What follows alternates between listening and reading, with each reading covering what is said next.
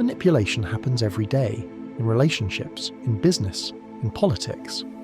Most people don't even realize they're being manipulated, because the best manipulation is invisible.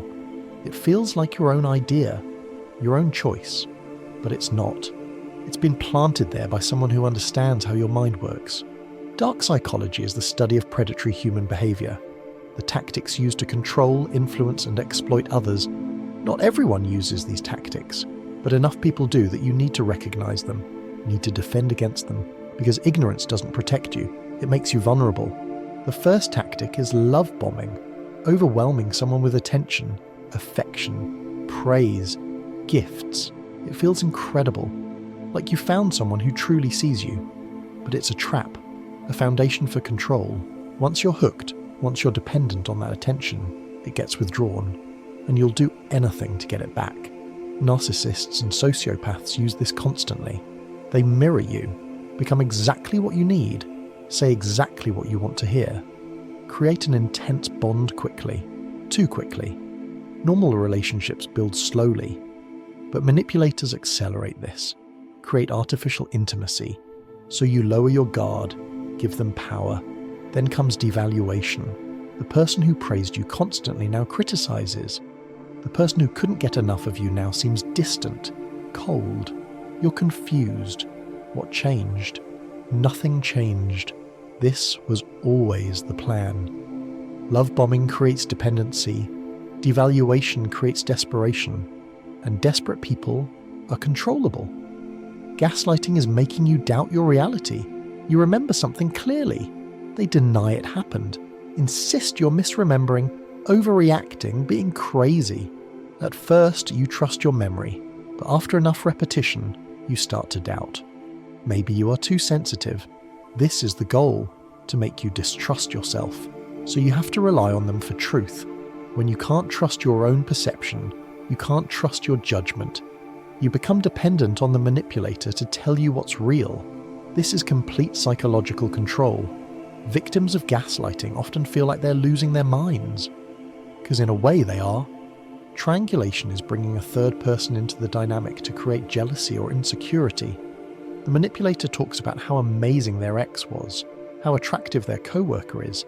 This isn't innocent, it's strategic. They're making you compete for their attention, making you feel inadequate, so you'll try harder to please them. Intermittent reinforcement is the most addictive behavioral pattern.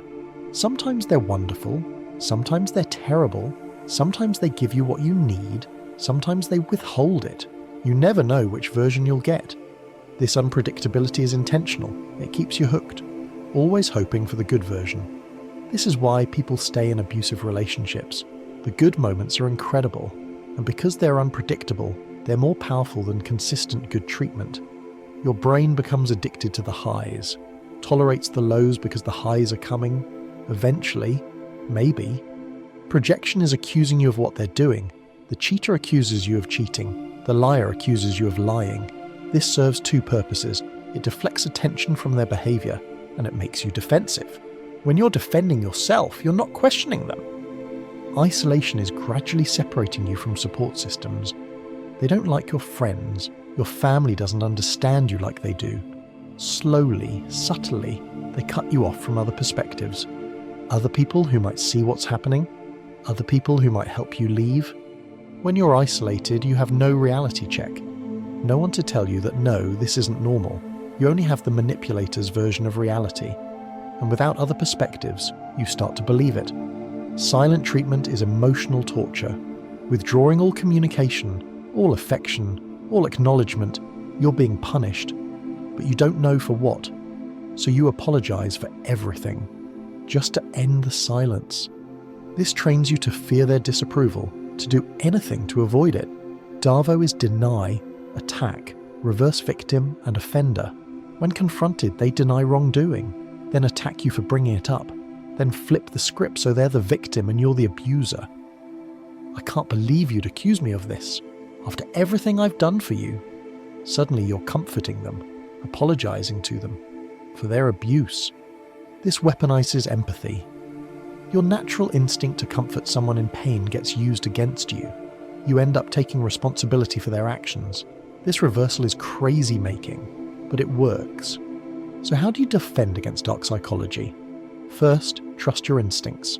If something feels wrong, it probably is.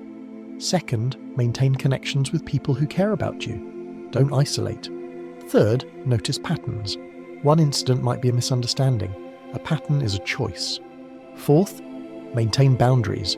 Manipulators test boundaries constantly.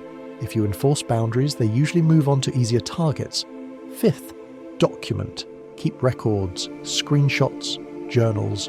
When they gaslight you, you have proof. And sixth, be willing to walk away. This is the ultimate protection. If someone is using these tactics, the relationship is not worth saving. What matters is protecting yourself. And sometimes that means leaving. Not everyone who uses these tactics is consciously manipulative. Some learned these patterns in childhood. This is sad, but it's not your responsibility to fix them.